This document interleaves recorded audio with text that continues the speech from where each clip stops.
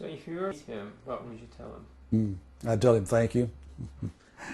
I'd just simply say to him, thank you for that kind of a life given and dedicated to this kind of a movement. And more than a movement, really a philosophy of the way the world should operate. I think he deserves a great deal of thanks, and that would be what I would say to him. I'm afraid that I would have to read some more before I'd be willing to engage him in too much depth of conversation. But I do understand that about him, and I do appreciate that about him. And we need more of those kind of leaders worldwide.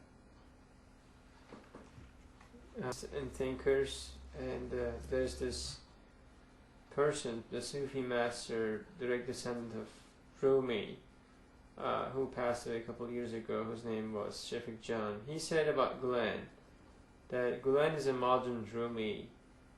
He is the living Rumi in our times.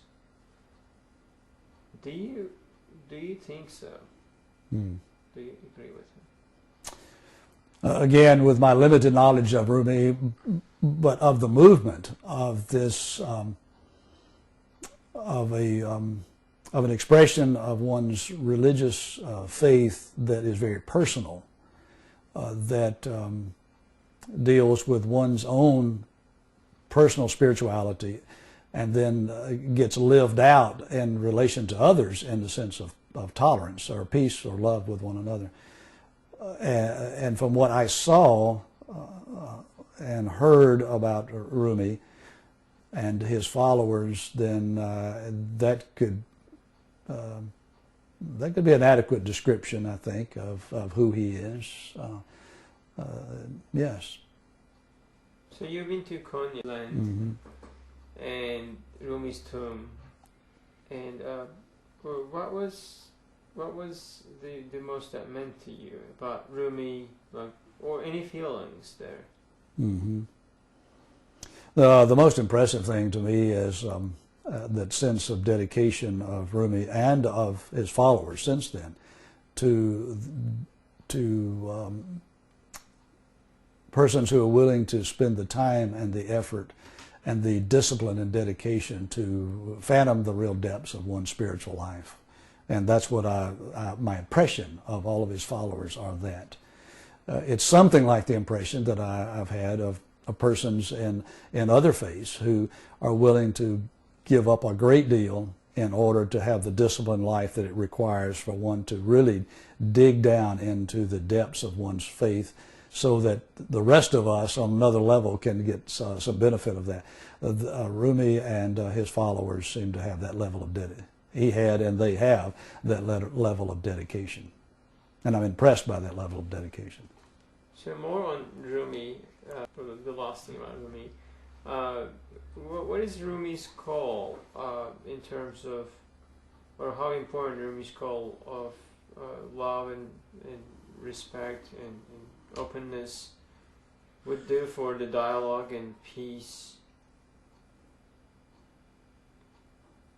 How would that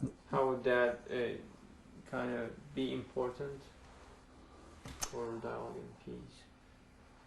Oh yeah, well, as again, seeing and reading what I have, a little bit of Fethullah Gulen and then a little bit of Rumi, I can see how that's a carrying on of that, and the going back as far as Rumi does in the culture and the history of the mystical side of Islam, at least.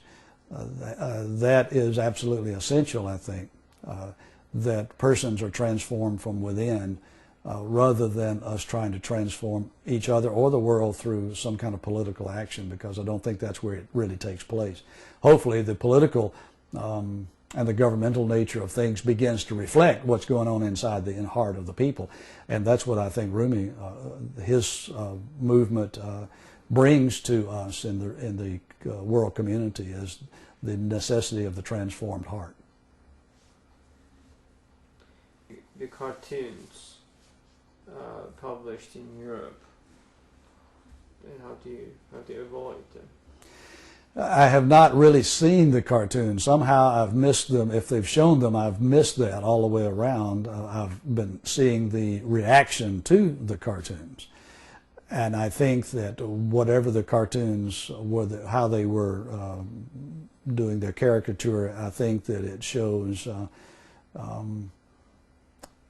perhaps a lack of some sensitivity on the part of those who did them, that it might bring the kind of reaction that it's brought. From my Western standpoint, and from a Christian standpoint, I don't understand the violent reaction, because if someone caricatures Jesus, then I would not react violently to that. I wouldn't like it, I wouldn't care for it, but I would not be in a violent kind of reaction to that. But I think that those who do those cartoons and know that there is a side of the religion that will use that as violence as an expression against that, then I think that really they should not do that. They should find some other way to express whatever it is they're trying to say in the cartoons or the caricatures of Islam.